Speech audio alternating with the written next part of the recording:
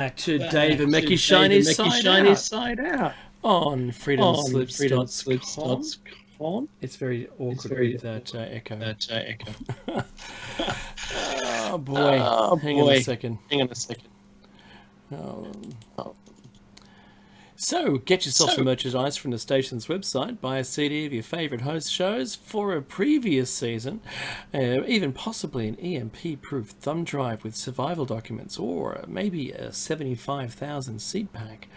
Look, what we'd like you to do, just to realise, this is listener-supported talk radio on the net, so push the donate button to subscribe to the archives for only $5 a month. I'd like to say hello, by the way, to all of the new listeners. Now, that includes the listeners that follows as subscribers, depending on which platform you're on. And if you're catching us in the archives, you can catch us live. Do that. Look at the radio schedule and catch us then. Look, where we are, that's Mickey and I, Shiny Side Out. We're glad you're on board. And we're basically halfway through show number 465, it is.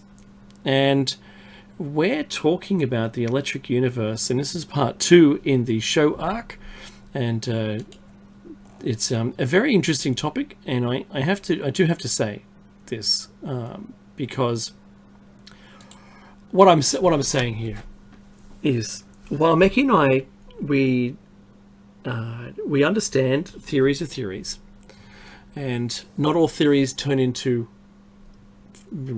evidence or fact. You place enough theory together, you can prove something. It's got to be repeatable. It's got to be a thing that we can all understand, but maybe we're not in the position to be able to solidify some of these theories, but yet we still bring you the information because I think this is really important. Mickey and I thought it was extremely important to bring this to you. It was one of the earlier shows that we discussed this in, but as more information comes to hand, more comes to light, we bring you updates.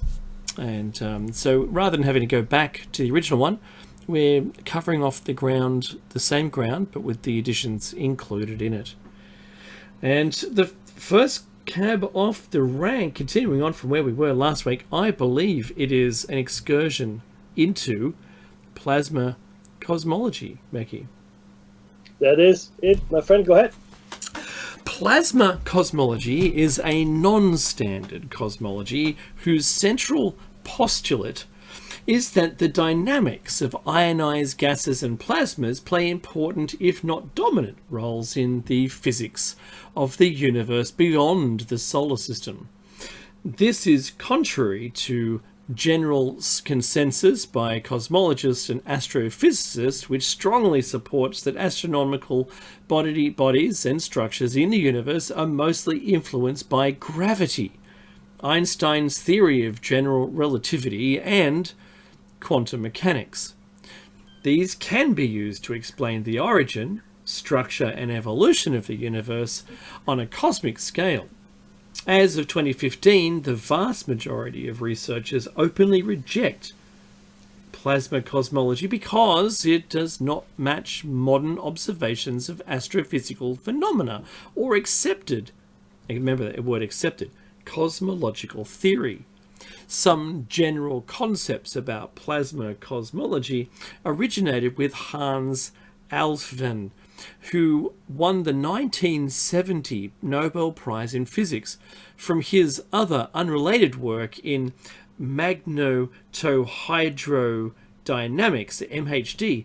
Alfvén proposed the use of plasma scaling to extrapolate the results of laboratory experiments and space plasma physics observations and scale them over many orders of magnitude, and an order of magnitude is adding a 0 to it, up to the largest observable objects in the universe.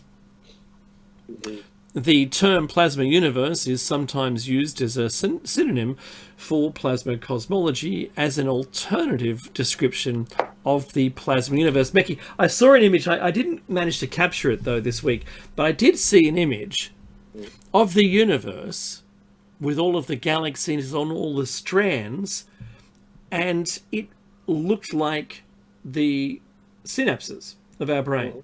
Oh, yes. with the filaments between. Mm-hmm. And the filaments look like plasma filaments. Yeah. And it's been described as plasma. Mm-hmm. That's joining all of the galaxies together in the universe. Because it is.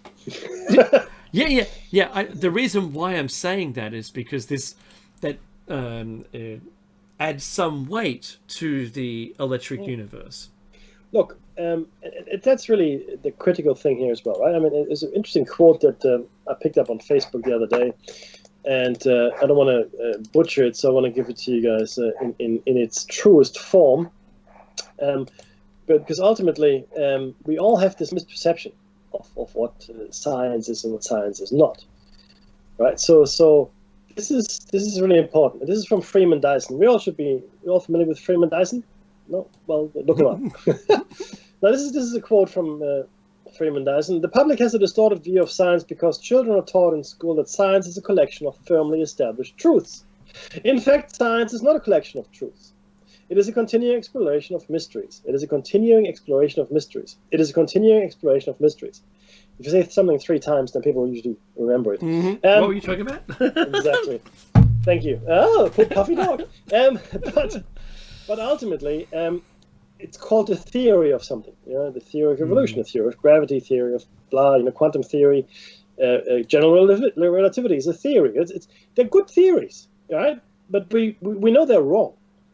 In totality, because they're not compatible, right? So they in and of themselves, they explain a bit here and this explain a bit over there, and they do it perfectly, right? These theories, they explain it perfectly, but they don't explain the entire structure, right? And that's really what we're looking for, the grand unifying theory, whatever that might be. Is it plasma cosmology? Is it the electric universe? I don't know. Maybe not. It doesn't really matter, but we can't leave anything out. And the key thing here is this. I think for the longest time now, we have been focusing on or we've been asked to focus on certain things. And in a scientific world, and people are discouraged from studying certain things, encouraged to study other things. And you know, if there's no money in researching one thing, unless you're independently wealthy, like Tony Stark, then chances are that you will choose a discipline that pays you. Like you will choose an area of research that hopefully holds your interest, but also that pays the bills. And you're very unlikely to divert into something that doesn't pay the bills. Might even lead to the end of your academic career. So is it directed or direct censorship? Not necessarily. Sometimes it is. There's a lot of self-censorship. There's a lot of areas that people have been actively discouraged, away from. Certainly, the Men in Black, and I know we spoke about them. They discourage people actively away from things. So it's really important to understand that we're not living in a world of certainties. We're living in a world of theories. Okay. Now, if we compare the plasma universe theory, if you will, to mainstream astrophysics, then we'll see the following. The standard astronomical modeling and theories attempt to incorporate all known physics into descriptions and explanations of observed phenomena, right? With gravity playing a dominant role, right? On the largest scales, as well as in celestial mechanics and dynamics, right? To that end, both Keplerian, after Kepler, and Einsteinian general theory of relativity are generally used as the underlying frameworks for modeling astrophysical systems and structure formation, while high-energy astronomy and particle physics in cosmology additionally appeal to electromagnetic processes, including plasma physics and radiative transfer, to explain relatively small-scale energetic processes observed in the X-ray and gamma-ray spectrum. In conventional cosmology, plasma physics is not considered to be the dominant force on most large-scale phenomena, although much of the matter in the universe is thought to be ionized or exist as plasma. Much of the matter in the universe is thought to be plasma. Okay? Proponents of plasma cosmology claim electrodynamics is as important as gravity in explaining the structure of the universe, and speculate that it provides an alternative explanation for the evolution of galaxies and the initial collapse of interstellar clouds. Now, before I go on, plasma physics, electromagnetic physics, and the electric universe theory are perfectly aligned with the behavior of the UFOs we see on display. Okay, those theories can explain why the UFOs move as they do. I don't know what they are. They're UFOs, unidentified flying objects. I don't know what they are. I'm just calling them UFOs because I don't know what they are. But they move in accordance with principles and postulates, that were outlined in plasma and electric universe theories. Okay, it makes sense, but we don't really openly do any research in that field, right? The toroidal forces come into play as well. I mean, there's the black belt, and the Nazis actually went down that path, believe it or not. Mm-hmm. Okay, now, in particular, plasma cosmology is claimed to provide an alternative explanation for the flat rotation curves of spiral galaxies, and to do away with the need for dark matter in galaxies and with the need for supermassive black holes in galaxy centers to power quasars and active galactic nuclei. Now, Dave, we discussed dark matter. I think dark matter is being poo-pooed now, isn't it? A little bit. Yeah, it's on the way out. Right? Just like string theory. I like string theory. You seem to be very unique then. I know. Because there's no better theory to propose than one that could be never proved. I know, right? How about them apples? It's fantastic. However, theoretical analysis shows that many scenarios for the generation of seed magnetic fields, which rely on the survival and sustainability of currents of early times of the universe, are disfavored. For example, Birkeland currents of the magnitude needed, which is 10 to the power of 18 amps over scales of megaparsecs. A parsec is the distance from the sun to the Earth. For galaxy formation, do not exist. Right. Additionally, many of the issues that were mysterious in the 1980s and 1990s, including discrepancies relating to the cosmic microwave background and the nature of quasars, have been solved with more evidence that in detail provides a distance and time scale for the universe. Plasma cosmology supporters therefore dispute the interpretations of evidence for the Big Bang, the time evolution of the cosmos, and even the expanding universe. Their proposals are essentially outside anything considered even plausible in mainstream astrophysics and cosmology, which firmly places them in my boat. Some of the places where plasma cosmology supporters are most at odds with standard explanations include the need for their models to have light element production without Big Bang nucleosynthesis, which, in the context of Alpha Klein cosmology, has been shown to produce excessive X-rays and gamma rays beyond that observed. But by the same token, gravity is a much weaker force than it should be, hence dark matter. Plasma cosmology proponents have made further proposals to explain light element abundances, but the attendant issues have not been fully addressed. In 1995, Eric Lerner published his alternative explanation for the cosmic microwave background radiation, CMB. He argued that his model explained the fidelity of the CMB spectrum to that of a black body and the low level of anisotropies found, even while the level of isotropy at 1 to 10 to the power of 5 is not accounted for that precision by any alternative models. Additionally, the sensitivity and resolution of the measurements of the CMB anisotropies was greatly advanced by WMP and the Planck satellite, and statistics of the signal were so in line with the predictions of the Big Bang model that the CMB has been heralded as a major confirmation of the Big Bang model to the detriment of alternatives. The acoustic peaks in the early universe are fit with high accuracy by the prediction of the Big Bang model, and to date there has never been an attempt to explain the detailed spectrum of the anisotropies within the framework of plasma cosmology or any other alternative cosmological model. So, yes, but that's the problem with theories. Some theories, or most theories, explain some things or bits of the thing that needs to be explained, not all of it, right? And that's really the point here. We haven't come to unified theory, and we're throwing the baby out with the bathwater if we disregard them. But Dave, more interestingly than what we just discussed, and I'm sure some of our listeners are snoozing by now, the penultimate genius of the last century, Tesla, what did he have to say? Yeah, well, some may argue he was the ultimate genius. But if you notice, Planck was mentioned in your piece there, and he decided that the universe is quantized, and that's really important for all of our theories here. So Tesla, my favorite of all inventors, possibly alien, I don't really care, genius nonetheless. and a funded genius. This was the thing that was most prevalent comparatively. Say, just for instance, television was created in both parts of the world, both in the Northern Hemisphere and both in different continents. In parallel, one was in colour, we got the black and white version because of funding. Yeah. The colour version never made it because why would people want to see each other? And that makes no sense. Anyway, we ended up with the black and white, then it eventually evolved to the colour version. Anyway, so Tesla, being the true genius, there was much more to Tesla than a brilliant inventor. He also recognized the broader implications of electromagnetism and electrodynamics, and he wasn't afraid to speak his mind on some of the big issues of the day.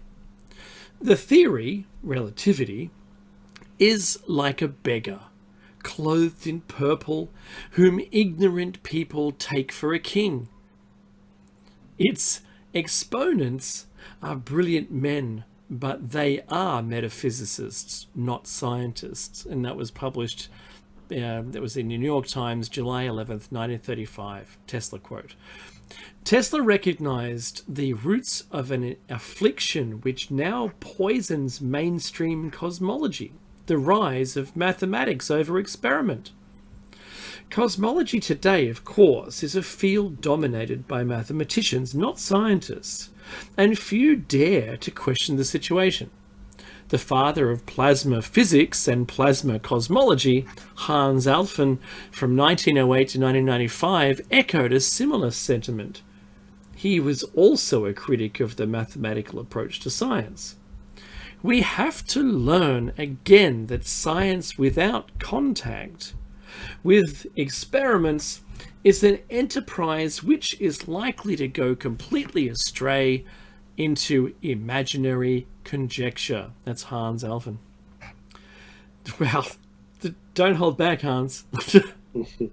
Tesla would have concurred.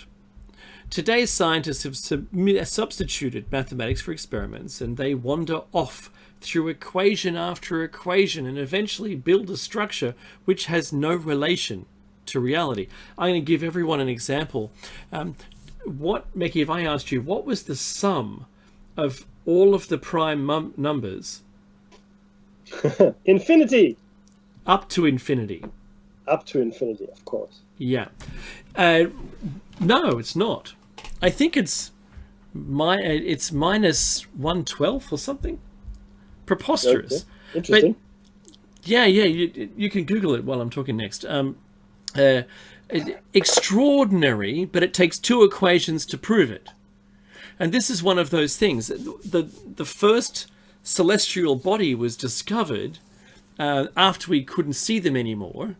It was discovered through maths, through perturbations in the orbit of the outermost planet we knew about, and we found that it slowed down, then sped up, and that when the slowing down happened, that seemed to follow the next orbit plane of another planet, and we discovered that mathematically.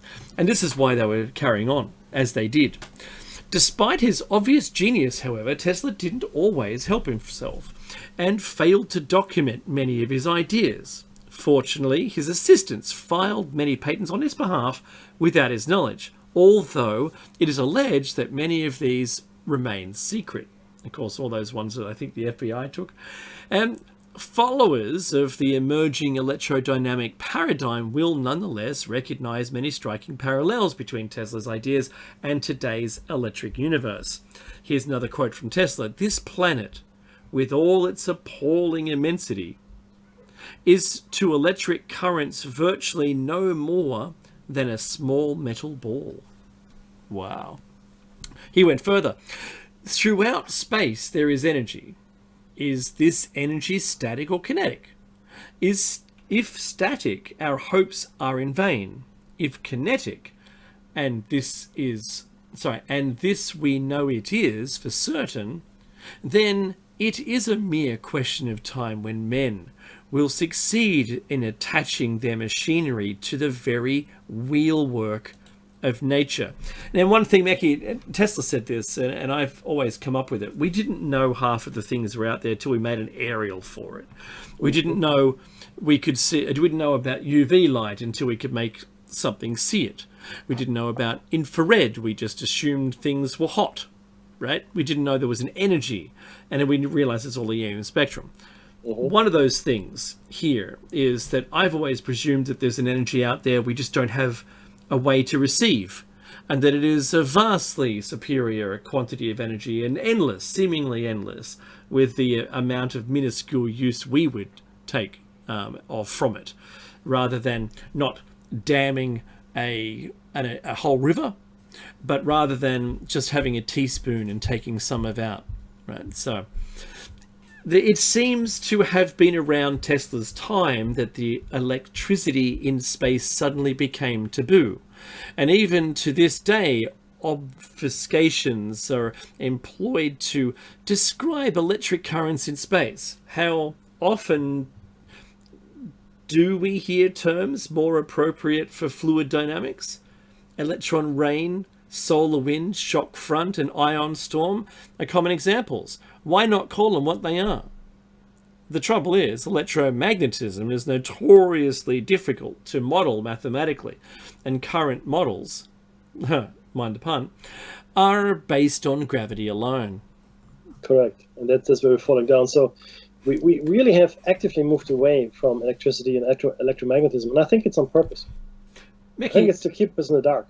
The space shuttle, I remember talking about this in episode like 174 or 175. The space shuttle had a tether off the back that they were generating electricity from in space. Low Earth orbit, admittedly. But that's what their test was all about. Of course, it got free, and then there was all sorts of dramas. So, did you find the answer? I did. What is it? What it says here is that the sum of all prime products tends to infinity minus 1. Yes, tends to it. Yes, but there's a mathematical answer, which is minus 1/12. Haven't found that, but I'll take your word for it. I'll find it when you're speaking. No worries. Good man.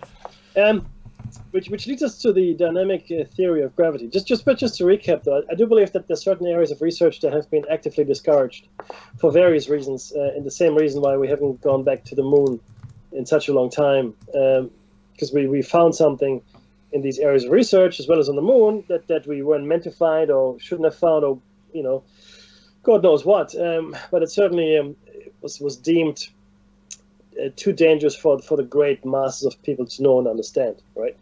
And so no flying cars for anyone. That's what's been happening. Where's pretty much. My elephant? Yeah, and look, gravity is not the end and be all of everything, right? It just isn't. It's a much weaker force than it should be. We had to invent dark matter and dark energy to explain that weakness to some extent. The cosmology in Einsteinian terms doesn't make sense because most of the matter just seems to be missing. And quantum physics and the general, as well as the specialized or the special theory of relativity, don't get along, right? And that is also something funny. I do believe very firmly, though, I've stated this before, that once we build a quantum computer, we will find the exact borderline between the quantum world and the, our, relativity, the world of relativity. Because once we do that, we will definitely get to I bogged him down.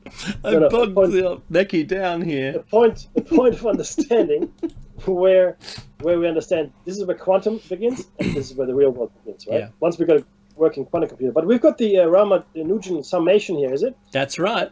Want to give me the gist of it? Yeah, right. So the sum of all whole numbers, doesn't have to be prime numbers, it doesn't matter what sequence it is, to be honest. If you just said all whole numbers up to infinity, is minus 1/12. And there's a trick to it, and the trick is in a number of supporting equations, like I said, which then derives the outcome through what you would imagine nonsensical what am I looking for? equilibrium. So they tend to prove it through, and it's a known equation that's used in physics. So mathematicians are versed in it, physicians, or not physicians, but scientists also know it. But it's something that is absolutely, it's a mind blower. Can completely be proven and reversed out of as well. So look, I'll put the link into the chat room just for those who don't believe me that it's a mathematical thing. And it's like, Mickey, I have to say, if I said to you, how many different infinities are there? You would say the one, right? Oh, well, but no, in physics. Infinity is a concept, abstract concept, which you can't put. It's like infinity, eternity, all of those terms. Yeah. Actually, completely meaningless once you assign. Well, you can't assign a number value to it, right? No, my daughter, which was 5 or 4, she asked me what is the largest number, which I thought was a brilliant question for a child. We've got a question though from Stardust Man, and I do know the context here. So Edward Litzkalnin, he's actually the builder of the Coral Castle down in Florida. I don't know if you guys are familiar with this. It's a we are familiar. It's a massive construction, made from massive coral blocks, and ostensibly by this one person. Now it so happens that Edward Litzkalnin was a countryman of Tesla. They were both Bosnian, if I'm not mistaken, or Croatian. I always get it mixed up. I do apologize. But there's also some talk that they knew each other. Okay, and the builder, Edward, that is, Litzkalnin, he said that he knew how the pyramids were made. Now, looking how he built that coral castle, one might argue that he probably did. And nobody ever saw him do any of the work. Right? Nobody ever saw him move the blocks, which were quite sizable. Now, Tesla, he said that he could shake the Earth apart if he found the right frequency. That's right. Right, so he did quite a bit. So it's really quite. It's very interesting. In fact, you know what? I think this is a different show. So Stardust Man will have a show on completely. The Coral Castle and the Tesla connection. Yep. And then we can have a show on we also talk about potential pyramid building theories. Interestingly enough, though, Zahi Hawass, the head of Egyptology, still is by the way, said many years ago that the pyramids were built with love. The pyramids were built with love. Of course they were, Mackie. Okay. Skeptical. And why not? Right before you continue, I just wanted to answer my own question that I posed there, and that was, how many infinities are there? Well, there's an infinite amount of infinities, and each one is larger than the next. Yeah, and that's the stupidest question and stupidest answer. and it does, you know what, if my teacher asked that question, I would just say shut up and I'd walk out of the room. My head is full. You can't teach me anymore. Done. But the thing is this, you see, this is actually really interesting that we raised this point here, because they're like, remember we always talk about giving things a name and then we just forget about it? Because it's definitions that describe each one of these different infinities. Yeah, but the point is, infinity in and of itself is something we cannot conceive of. We cannot conceive infinity. It's like actually not just saying that you understand the size of the universe, but knowing the size of, like, you can't zoom out enough to be able to see it, right? Yeah. You know what I'm saying? Yeah, and let alone the multiverse. In our current biological form, we're completely limited. Right? Yeah.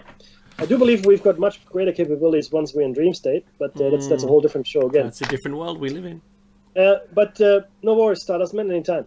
But ultimately, it is. We just make up words, right? And the words in and of themselves we cannot explain. We can understand the concept, right? We the edges of it. We can see the edges of the concept. Mm-hmm. But if you say, okay, in 1,000 words or less, describe infinity. Actually, somebody tried that. Which is, of course, it's from I think it's from the Middle East. It's a story that is relayed in. Oh, really? Yeah. 1001.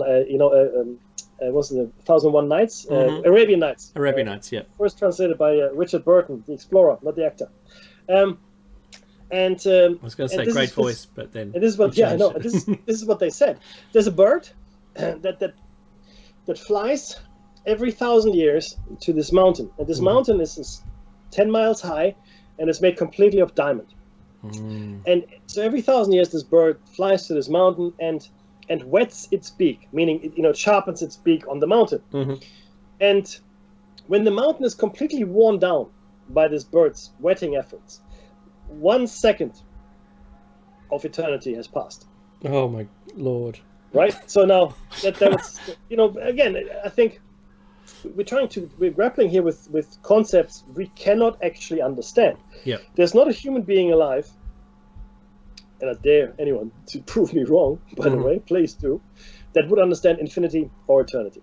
I mean, really intellectually grasp it completely. They're just words.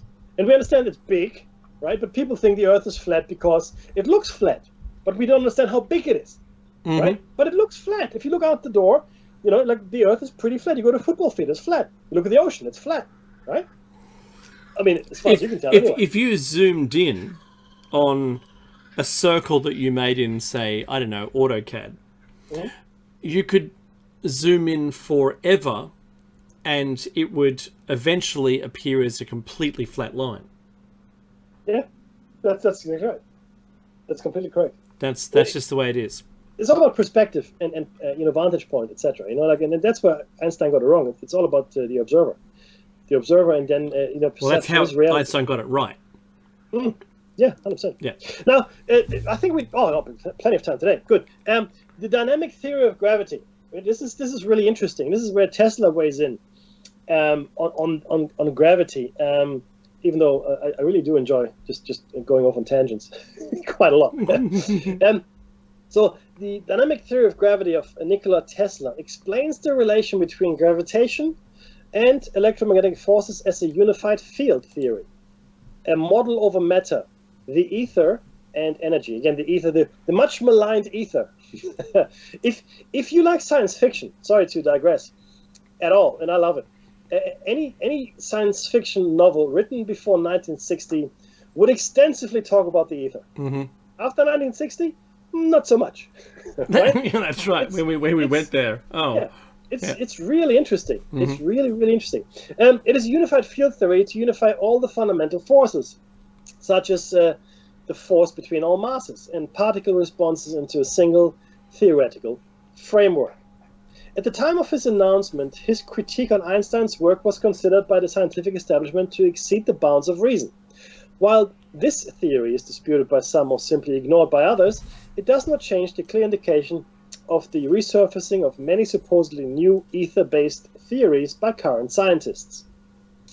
Initially developed between 1892 and 1894, during the period in which he was conducting experiments with high frequency and high potential currents and electromagnetism, it was subsequently never officially published. Though these principles guided his future research and experiments, Tesla did not announce his theory until near the end of his life, after he had been disillusioned by the war efforts. The dynamic theory of gravity neither appears nor is mentioned anywhere in standard Tesla informative sites, and reportedly is still classified and unavailable under the Freedom of Information Act. Let me say that again. The dynamic theory of gravity does not appear, nor is it mentioned anywhere in standard Tesla informative sites, and reportedly it is still classified and unavailable under the Freedom of Information Act. How can that even be possible? Because where's our flying cars? Where's our flying cars? I'm completely convinced that it's just a frequency you have to emit by something, and whoop, there you go. You've got anti-gravity. Yeah. I think Tesla made it. Look, every force has an equal and opposing anti-force, if you will. That's right. That's Newton. That's like classical physics, right? So gravity, therefore, must have an anti-gravity force. It must be there. How do you plug into it, right? And he said this beautiful thing. You read it out earlier. The wheelwork of the universe, or something like that. I can't remember the exact words, but here we go. Throughout space, there is energy. Is this energy static or kinetic? If static, our hopes are in vain. If kinetic, and this we know it is for certain, then it is a mere question of time when men will succeed in attaching their machinery to the very wheel work of nature. That's pretty much summing up his life's work. And it's really the free energy or the 0 point energy or whatever you want to call it that he tried to plug into, right? Fascinating stuff. Fascinating stuff.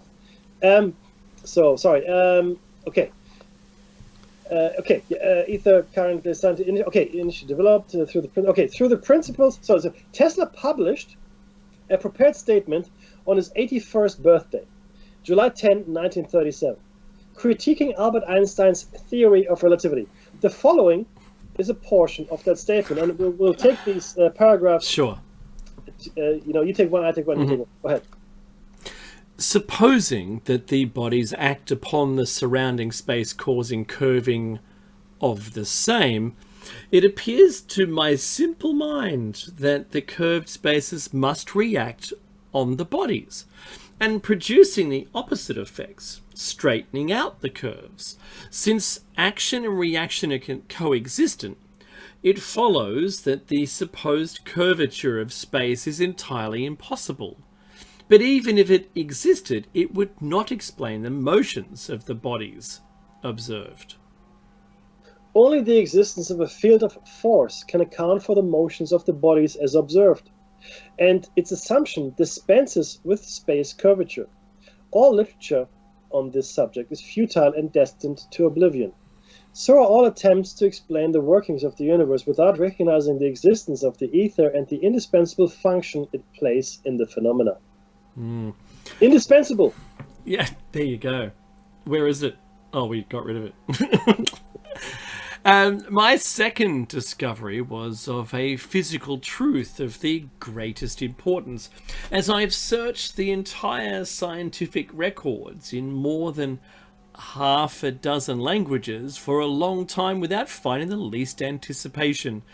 I consider myself the original discoverer of this truth, which can be expressed by the statement, there is no energy in matter other than that received from the environment.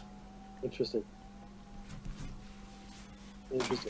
And Flippy is, of course, correct. The correct answer for anything is 42. You're not going to like it. You're not going to like it. Oh, come on, tell us. No, I'm really not going to like it. 42. What? What does it mean? I told you you're not going to like it. You did. Oh, priceless. Believe it or not, I just bought the Ultimate Hitchhiker's Guide to the Galaxy again. In oh, awesome. Because I can't find my... That's why we buy them again. Can't find it. Yep. Theory structure. Let's.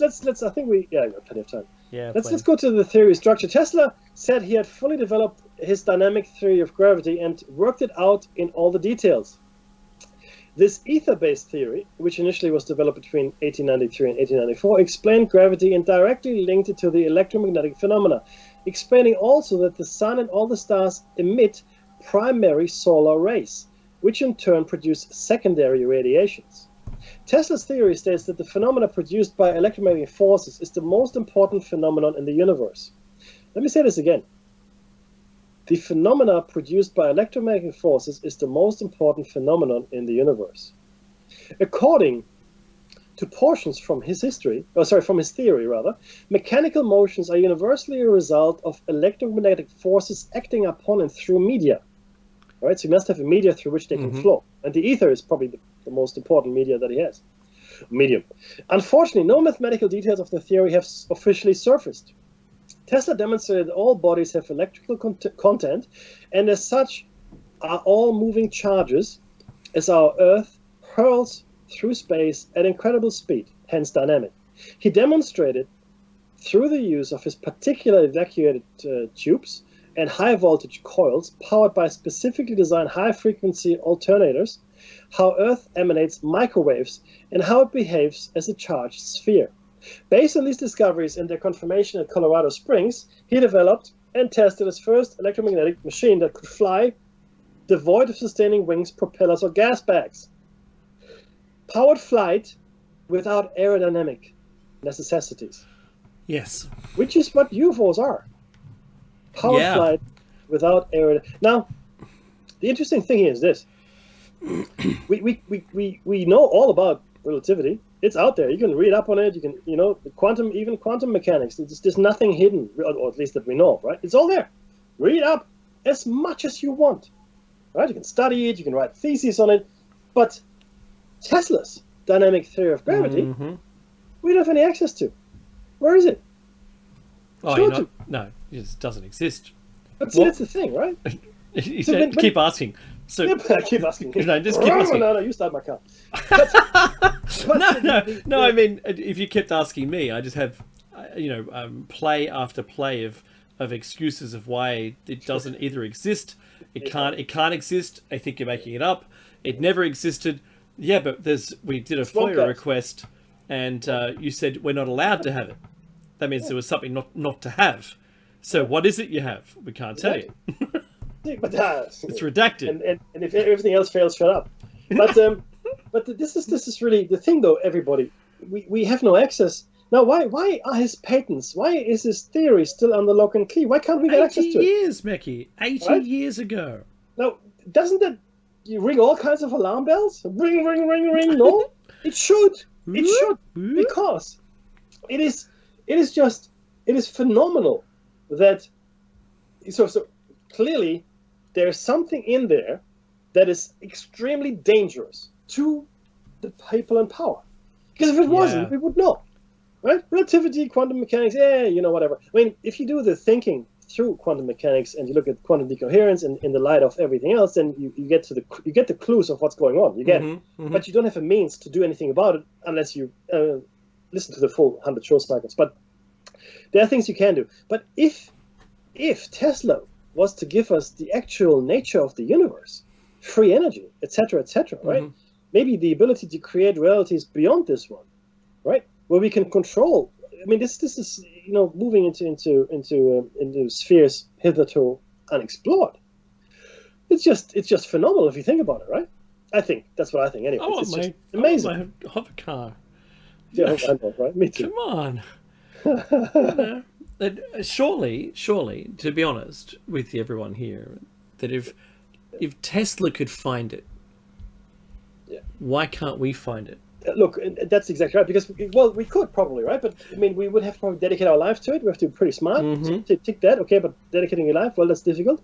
And then where do you? I mean, you have to really unravel it, because they would have taken away any potential crumbs that would lead to the world. It's all gone, vacuumed up. There's nothing. So, but the Stardust Man is I think is correct here in many ways, that the builder of the Coral Castle understood that people weren't ready for this tech, and Tesla probably wanted to release some of the tech to the people, thinking that people would be good enough to make use of it. But ultimately, he was wrong. It would become a weapon for sure. The wars really.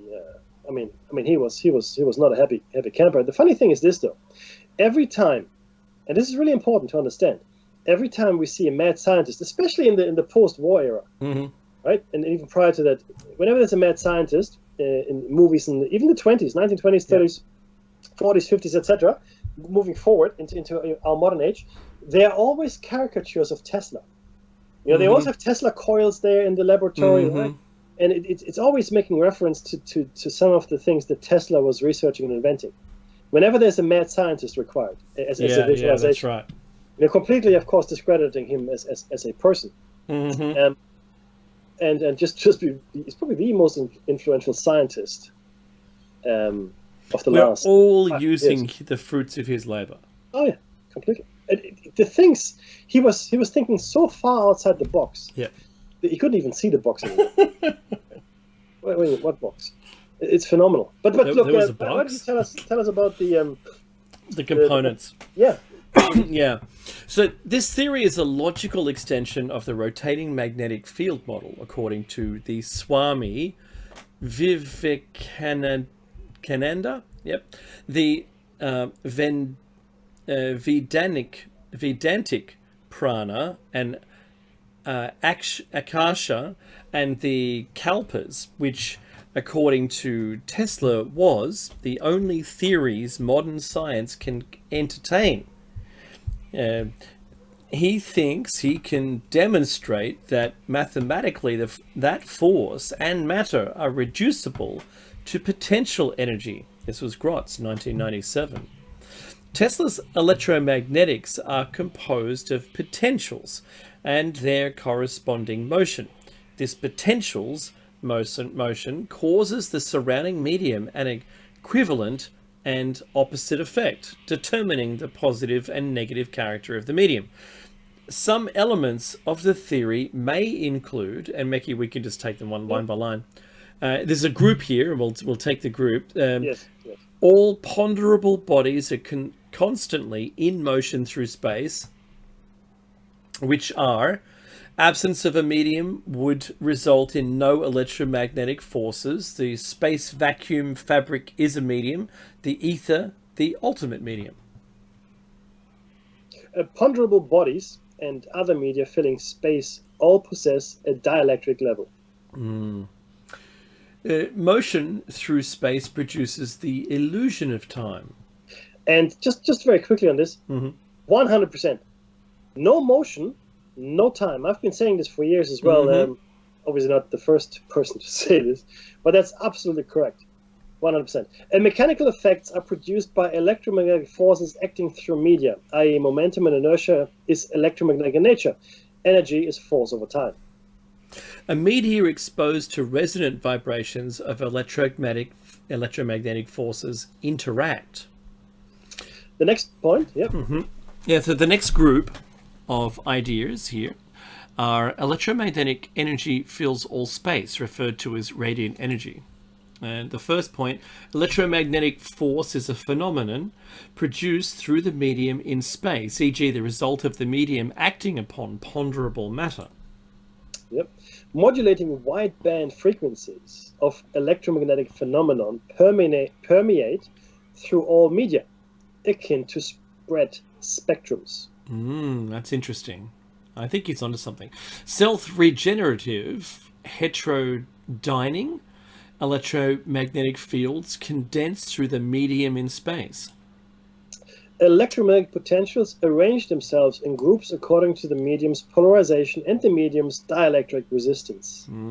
Electromagnetic fields interact and produce rotation or rotating fields. Electromagnetic entropy returns energy to potentials. That's the 100% energy not lost. Yes. Okay, electromagnetic potentials of high frequency produce A, lower environmental interaction, B, uniform movement without rotation through space-time, and C, electromagnetic saturation, i.e. plasma. That's it.